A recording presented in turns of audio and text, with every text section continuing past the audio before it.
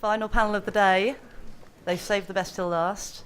You may have noticed from the intro music that we are now in the depths of virtual insanity.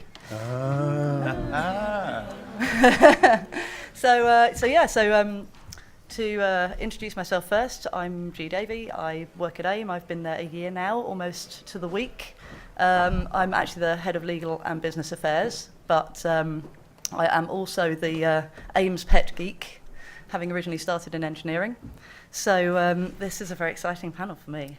As much as any of you, I'm here to learn and here to sponge up as much information as I can.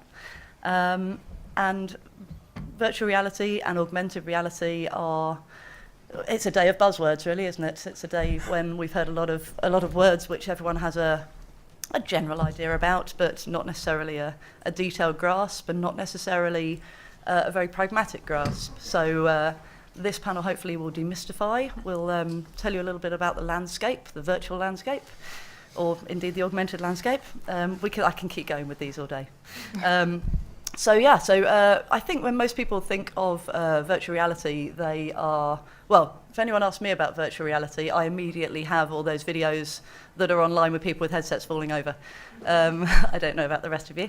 And augmented reality, pretty much it's Pokemon Go, certainly if you ask the public. But there is a veritable plethora of virtual reality and augmented reality platforms in development, some already very much in action. We're going to get, I hope, some real detail from my lovely panellists to go through the projects that they're working on and pick their brains a little about how they see engagement with virtual reality and augmented reality. So just to give you a kind of view of how broadly these terms are used, you've really got everything from kind of the Pokemon Go, the kind of apps, and some platforms. So Pokemon Go on the app side, I suppose, would be the most famous one, but there are a number now being developed. You've got things like Wave VR, who are a platform building a community of virtual reality apps and users of those apps, trying to run a continuous festival, I think they describe it as. You've got people like Soundstage VR, who are an online immersive environment for musicians to create virtual reality pieces. You've got your classic headset and kind of on-screen VR experiences, where you're kind of fully immersed in a gig or an environment, or sometimes it's a much more abstract kind of lights and sounds and music all fused together. People like Melody VR and Constellations 360 are the ones that spring to mind. And then right at the kind of extreme outer edges of virtual reality, you have things like GrooveMe, who are creating holographic displays and actual holograms, so you can be in a room and really feel that you're at the gig, with the performers being actually holograms. We were hoping to have a demonstration today, but we couldn't quite get it together with the time frame. But I'm hoping a lot of you had a go at the VR headset demo that was out the back of the breakout sessions, and we'll talk a little bit about some similar projects, and in fact about that project, because one of our panelists is involved with them. So without further ado, let me introduce you to my lovely panel. So we have, and I'm really sorry about the surnames because I didn't ask you first. I'm really sorry about my surname as well. Okay, well, how about you say your name and I say a bit about you? I'm Andrew Melchior. So this is the special projects guru for One Little Indian. Also, I believe, quite famous now for being involved in Björk's digital VR experience. Infamous. Yes. Let's go for infamous. And also, because you obviously have so much time to spare on your hands, you are involved in developing an augmented reality system called Phantom. Correct, yeah, that was a collaboration with Robert Del Noia from Massive Attack. So a couple of years ago we were thinking about procedural music and augmented reality, and so we started by doing an app that mixed up Massive Attack songs based on where you were and your blood pressure and various other things. Okay, so we'll go into a bit more detail in a minute. I'll just introduce the rest of the panel. So next is Helen Sartori, is that correct? Yes. 10 out of 10. Excellent. You are a musician. Yeah, no. Okay. I think that's a yes. And also involved in The Rattle, who, in fact, AIM partner with. So The Rattle is an incubator and a creative space. So we're actually, AIM is running a bursary so that a startup label can have some free space at The Rattle and get mentoring and access to recording facilities and so on. But you work on a slightly different aspect of The Rattle with some of the exciting startup projects. Yeah, I mean, we do, yes, The Rattle is an artist accelerator, music tech incubator, all kind of smushed into one. The idea being, if we train musicians to think more like entrepreneurs and entrepreneurs to think more like creatives, then hopefully you get a better kind of product out of everybody. So yeah, we're probably 75, 80% musicians or artists and 20% startups, including some interesting, cool VR stuff. Okay. I'd have to Again, we'll kill go- you if I tell you. No, I'll tell you about it later. Sure. Okay, next along we have Zach Smith. Hello. Slightly easier name than the rest. And you are the digital project manager for Landmark, is that right? Which actually has the Pokemon Go reference, so we've got there for the panel. But I hope we'll hear a little bit more about kind of how it differentiates from Pokemon Sure thing, Go. absolutely. So, cool, we'll get to there. And last but not least, we have Laura Courts, who is the creative lead for Nexus Studios' interactive arts team. That's a bit of a mouthful. What does that actually mean? So Nexus Studios is a creative and production studio.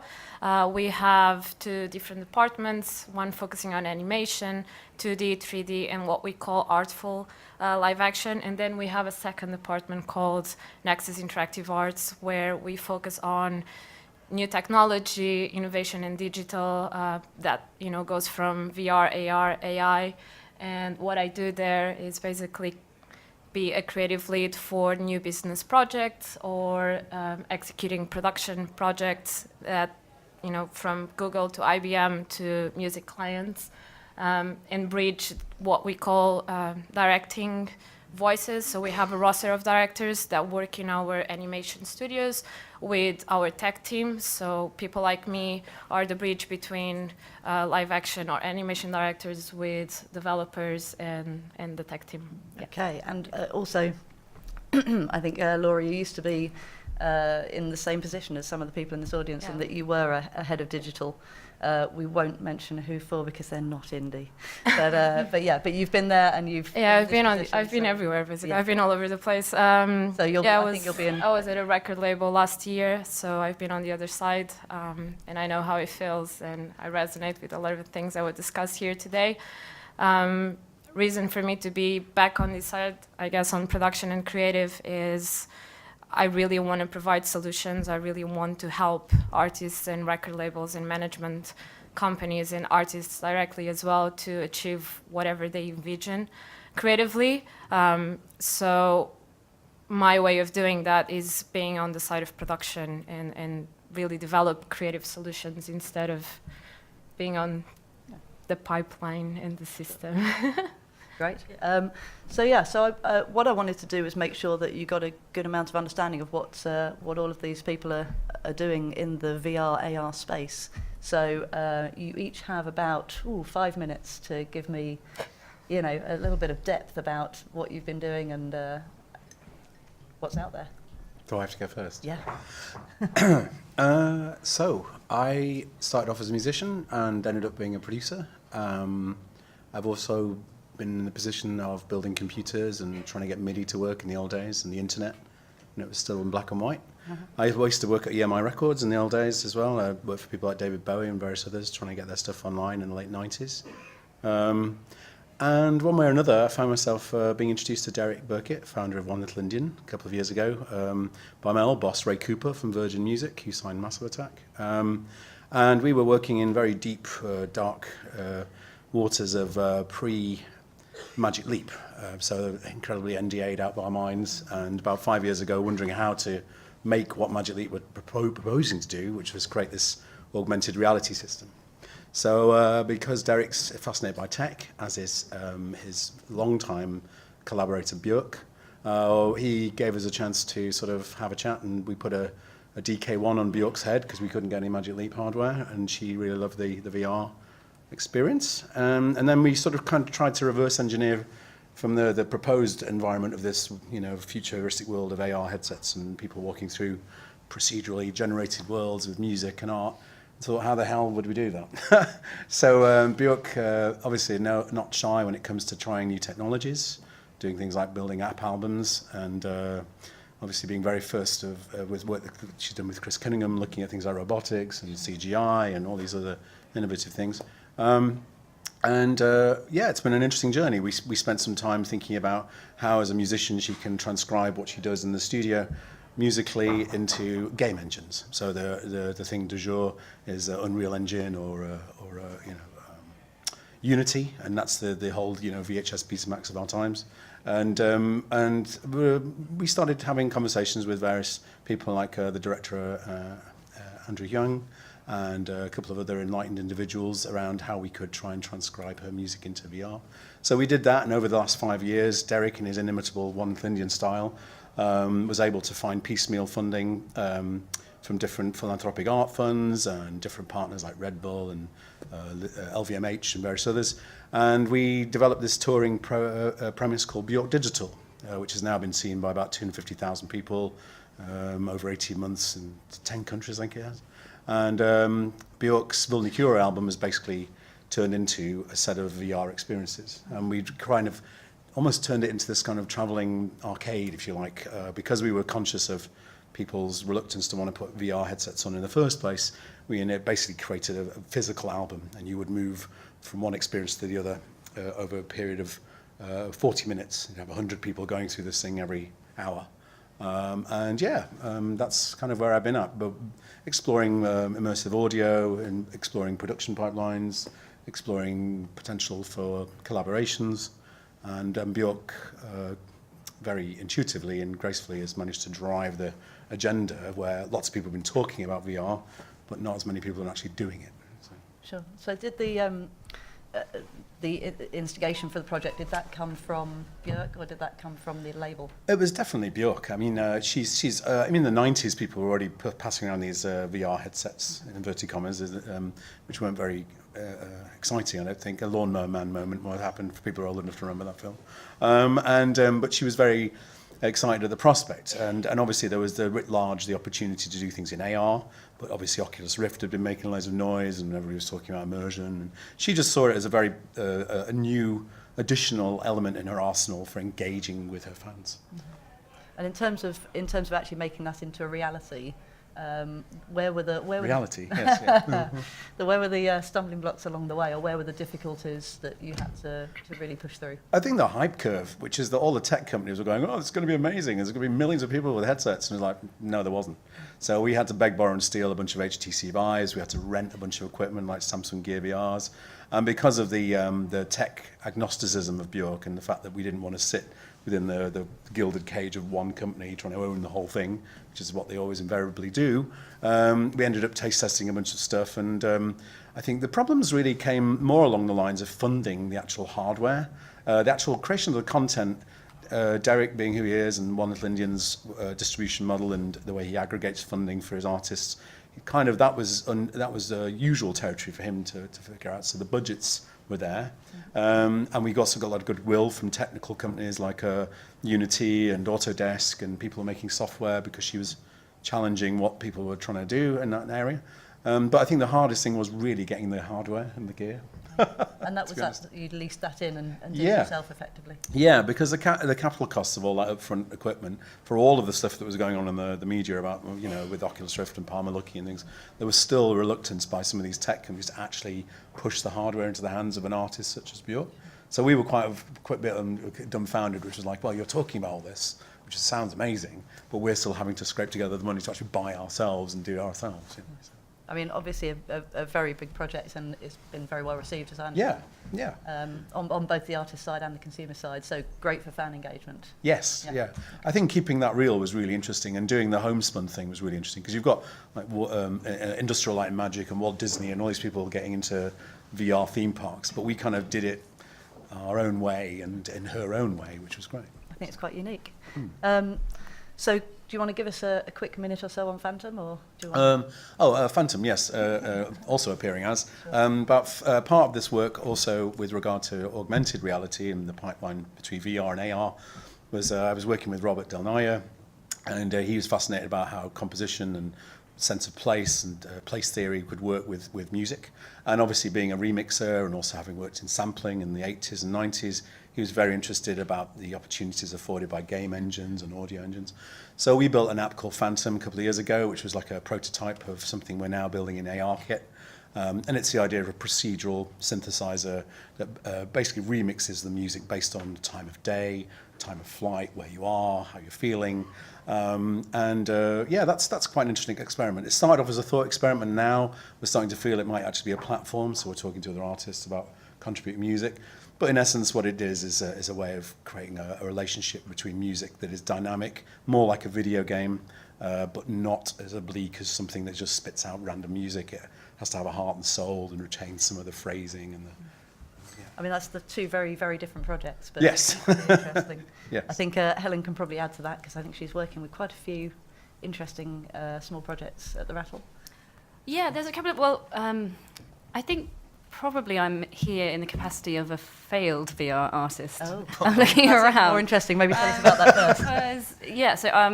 I started out as a classical musician, did a very brief blink and you'll miss it time in film music, but when it came to creating my own projects, I decided I wanted to do kind of an audiovisual sci-fi extravaganza called Andros, which is the project there.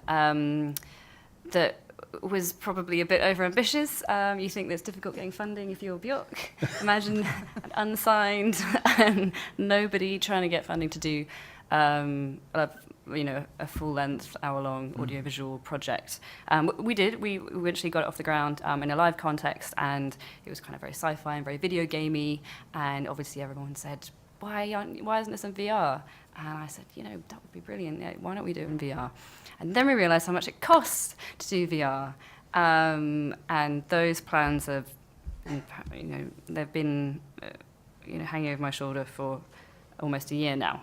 Because of those types of problems that maybe you could help me with. But you've morphed the project, is my understanding. But yeah, so we still tour the project, and we're still in talks about all of those plans. But as part of my other roles, I still get to play in the world of VR. Through the Rattle, we've got a couple of great projects there. There's one called Reality Decks, which is an ex-DJ has created fully functional decks that you can spin in VR. Not that I'm a DJ, I don't really know how it works. We've also got some great audiovisual artists. There's an artist called Ashok who creates all of his visuals in Unity and then performs them wearing an owl mask. It's kind of nuts but amazing. So yeah, going back to the beginning, there are some really cool projects out there that are doing it the better way than I did. So I'm learning a lot there. And then I should also say that I moonlight as an investment banker a bit for Lazard on emerging technology. So I get to see VR from outside of the musical context as well, which is super exciting. So if you were starting your project again, presumably you could find your own funding through your VC activities and get the technology. Still don't know if it's an attractive proposition just yet. It's very, very hard. You think it's hard to raise 10 grand to do an album. Try raising it to do like a 3-minute VR. It's tough. Yeah, it's a useful perspective, and it's. Sorry, I think should be a bit more positive than that, shouldn't I? No, I think there is always an argument for saying it's always worth creating and innovating, but it's always good to have a backup plan too, just in case. I should also say that I think Digital Catapult are in the room somewhere, and they have a couple of great funding options for immersive content, especially Creative XR, which I think is closed for this year, but they're going to do another one next year. Does up to about 20 grand per project, which sounds like a lot, but you eat it up pretty quick in immersive technology. So yeah, that's my top tip for money. Okay, so moving on to Zach, tell us more about the Pokemon Go for Music. Yes, so we've been described as a Pokemon Go for Music because we follow a similar outline in as much is that we allow digital marketers to place digital content anywhere in physical locations.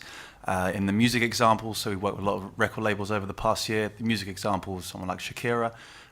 For her campaign, it would be placing exclusive song previews, exclusive videos at the Big Ben, for example.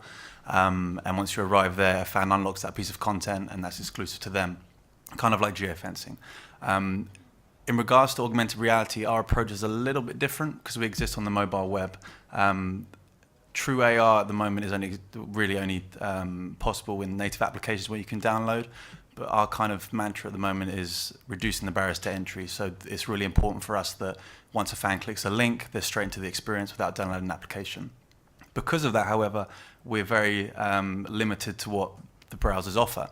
So at the moment, the mobile web, what we're testing with and what we've been working with recently is simply marker AR, which is where you print out a marker, and once you put your phone in front, that produces augmented reality.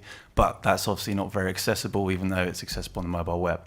So our avenue at the moment is waiting for the benefits of ARKit and AR Core to then merge across into mobile web, so we're ready for that avenue. But yeah, that's... Okay, and I mean, what stage are you at the moment? Is this something that people can get involved in, or is it? Yeah, absolutely. Yeah. So for true AR, not currently, but we do provide mixed reality. So for virtual reality, that is possible, mostly on smaller devices like Google Cardboard. But at the moment, we're in developmental stages for that point when Safari or Chrome open up, release the floodgates and let the AR and true AR onto the browser. And just so the audience here understand, if they say they have some music and they're looking for some interesting things to do with it. Oh, I'm jumping too far ahead. I realise. Yeah, I was going to Yeah, say. all right, yeah, how sorry. How do they actually engage with what you're doing? Okay, cool. So let's take the music example again. So for example, with Shakira, what she would do is post a link on her Facebook page saying, hey, got an album out in a week, for example. Click this link and you enter the Shakira experience. So that then sends the user into their browser, whether it's Chrome or Safari, to a fully branded Shakira map because we're completely white label. And once they're in the map, they see their location and all the locations of the content pieces. And all these content pieces contain different pieces of content, whether it's exclusive songs, videos, anything the artist likes. And once they travel to that particular place using the map and using that experience, they then unlock it. So it's for Shakira and for their record label in that sense, it's for giving their fans something exclusive, extending kind of the artist's presence from one country to all around the world, and giving the fans something special and giving the fans something to cherish that other people who don't make that journey don't get. And that transaction we call kinetic currency. So it's a user giving their physical movements in order to gain a reward, and that's what we facilitate on the Landmark platform, I think. Okay. Does that make a little bit more sense? No, I think that was. I was rushing too far ahead. I apologise. It's very easy to geek out with this stuff. So Yeah. You're forgiven. Thanks. Laura, do you want to talk us through some of the projects that you're engaged in at the moment? Yeah, sure. So I guess from Nexus Studios' point of view, our work has been more about awareness and education with record labels. So we've met with, and management companies as well. We've met with Sony, with Transgressive Records, with Universal. We've done brainstorm sessions with ATM artists as well, for example. And what we're trying to do is really educate record label professionals in what these new technologies, AR and VR, capabilities are and what actually makes sense for the music industry, because Nexus Studios obviously has other clients like Google, IBM. We have tech partners. We have an LA office, and we don't just do music content. We don't just do music partnerships. So we really have to tailor what AR and VR means for the music industry, and when we do these sessions, what we do is walk the clients through a series of case studies. For example, we did a 360 video a few years ago for Mind Enterprises, and that was one of the first 360 music videos done, and it was a really great learning experience in terms of how to tell a story in 360, how to tell a story in VR, how to guide the audience and really get them to engage with the content that we created and go out there and talk about it. So what we do then do with with marketing managers most of all is we go through the campaign challenges and what are the goals, what are the objectives for the campaign, and try to understand where can tech come into place, because the last thing we want to do is create a gimmick experience where it's going to probably generate like 10,000 views and that's it. No one cares about it the next day. And really create a framework that record labels can output for all their artists, because we're not interested, obviously if the record label comes in with a brief and they say we want a music video for this specific artist and we want the music video to be in 360, we'll respond to that. But if the record label or management company comes in and says, we have this roster of artists, we have this type of content, this is our audience, and we have a partnership with Apple or YouTube, what can we do in terms of VR, AR? Obviously, it's the buzzwords today. That's what gets everyone excited. Mainly AR these days. I think VR is kind of in the past or dormant for now. But then we understand what the record label needs are, what artists they have in their roster, and go through a process of a week of brainstorming and meetings and analyzing their campaign. And for example, in the past 2 months, 3 months, I've been working on ideas that revolve around live experiences. So what can we do with augmented reality at a live show? Because in our opinion, there's a big gap between the relationship of the viewers, the audience that is standing in front of the artist who is on stage and have a phone in front of them. So there's two cases. You have an artist that asks the audience to put their phones down and really enjoy the show. And there's other artists who are just like, what can we add to that? How can I make that experience even more valuable if my fan is going to be watching my show with the phone in front of their eyes? So, things like, I don't want to tell because people might steal my ideas, but but like you can think about it. So Snapchat is doing it, Facebook is doing, everyone is kind of trying to tap into that place. I'm pretty sure Instagram is going to launch an AR music experience pretty soon, because they would be silly if they didn't. So recognizing what the song is and what it's playing, and then outputting some kind of augmented reality layer onto what you're already seeing in front of you, onto the reality. So that's one. The other one is really challenging what music videos are and what a music video means today. Being at a record label, as a head of digital, one of the things that I was doing was really try to challenge the existence of a commissioner, a music video commissioner and a head of digital department that don't really talk to each other, because in the end of the day, what the digital department was doing was creating content, and a lot of the content we were creating could have just been recycled from a music video content that wasn't used, behind the scenes, etc., or having a second cameraman doing the shoot to capture all this content. So really challenge what music videos are and how can we capitalize on them. And from a VR, AR point of view, I guess does it make sense for this medium to be transported into these two tech platforms? So does the experience suck or not? I mean, I think that's the thing I always constantly have to deal with is it a good experience? Because some of this stuff is tech for tech's sake. Yeah. So we're all in the same business. It's whether it works or whether it sucks. Yeah. Who's had a really disappointing VR experience? Or none at all. Be honest. Yeah. How many people have actually tried VR in here? That's a good one. There you go. Okay. Oh, quite a lot. There you Half. go. Yeah, very Was good. it today? Right. So just to end a bit on that, I guess from music video and AR point of view is my opinion is that context beats content, and I'm stealing this actually from Alan Weber, who is the director of Fast Company. AR is all about context, and your project is all about context. So how can we utilize that for an artist's benefit? Can we bring the artist into someone's living room? Can we have a conversation with our favorite artist during a shower? you know, like what does that mean? How can we really take usage of augmented reality, basically? Yeah, I think you've kind of answered one of the questions that I wanted to ask you, which was really what would you suggest that labels consider before they enter into using AR or VR in their campaigns? But I think Budget. yeah. Well, I think more what is the answer from you is really what is the benefit to the campaign of using it? So I think it needs to be seen as an add-on for now. sure. It doesn't really replace music videos. It doesn't replace a really good Facebook, Instagram, Snapchat, Twitter, you know, all the socials. 360 campaign. It doesn't replace a really good live stream of a concert, but it does add a relationship with the audience that they don't get anywhere else.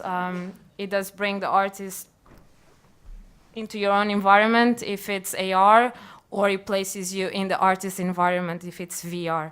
So Okay. in terms of, So opening that up to the rest of the panel, if you had kind of a very brief answer, because we're very near to the end actually, but just what do you think is the you know a key consideration for a label or artist who wants to engage with VR, or what do you think a key benefit that they should consider to enter into using VR or AR? Maybe give one each. I think the gentleman touched on it as well. It's making sure it doesn't suck, but it's making sure the incentive is the incentive has to be there. It has to be worthwhile. If for VR, for example, worthwhile a user actually going through the monotonous process of putting on a headset and looking ridiculous around everyone in your living room. If the incentive is correct in that regard, as an add-on, that only enhances the fan experience, that only enhances the relationship between the artist and the fan. But if that's right, I think that should be at the core, as well as budget, of course. So really fan engagement, what can you add to that experience? Absolutely. That relationship between fan and artist. Absolutely. Okay. Helen? I'd say you've got to approach it from the very beginning. It can't be just seasoning. It can't be an add-on. Otherwise, it does feel contrived and fake. And you've got to think about, how do people experience your artist's music traditionally? Is it the type that they sit alone in the living room and cry with the headphones on, or is it, you know, go out and rave? Is there another way to do it?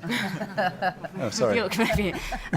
You know, if it's a really communal kind of listening experience artist, then you've got to think about how using VR, or, you know, probably easier on AR in a social communal way. It's one of my pet hates, is putting on a really cool experience that obviously has a lot of money and effort and creativity that's gone into it, but it's lonely and gets boring by yourself in there.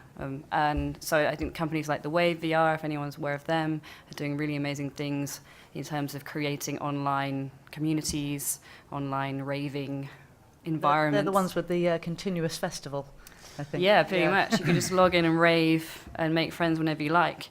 Sounds tiring. Again, like making it interactive, like the Bonobo Reactify Horizon thing last year was amazing, I thought. So yeah, focus on making it make sense from the very beginning and suit the type of artist that you're dealing with. That sounds obvious. It probably is obvious. Yeah. Good advice. Good advice. And Andrew, do you want to? I would say take all the things that are available and hack them. The one thing I definitely learned was that, as ever, the industrial machinery of trying to own the media is tedious.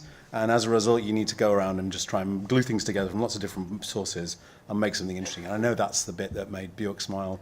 It's made me smile, made the label smile, because we did something that didn't require getting acres of loot from brand X. We basically glued things together and made it work, which is very punk rock ethos, I thought, which is very suitable. Very DIY. We have time for a quick question from the audience. If anyone's got a killer question, stick your hand up in the air. Oh, at the back there, straight up. Hi, thank you for your talk. I think your mic's off, mate. Hello? Yeah. Oh, there you go. I was just wondering if you think there's room for VR and AR to be used to help people with disabilities that maybe can't go to gigs themselves and then can experience a live show at home, and if you were doing anything working on that at all at the Helen moment. is desperate to answer Sorry, that I say question. yeah. Go I mean, for I it. already mentioned them, but the Wave VR is doing exactly that. It's for, you know, anybody who potentially just lives too far away from big venues, is physically unable to go to them, or mentally prefers not to be in those types of environments physically. It's opening up that kind of communal music experience to all of those types of people, which I think is brilliant, and everybody should download it. It's on Steam. Buy it. Yeah. The Wave VR. Melody VR is doing something as well, but it's not so much around live.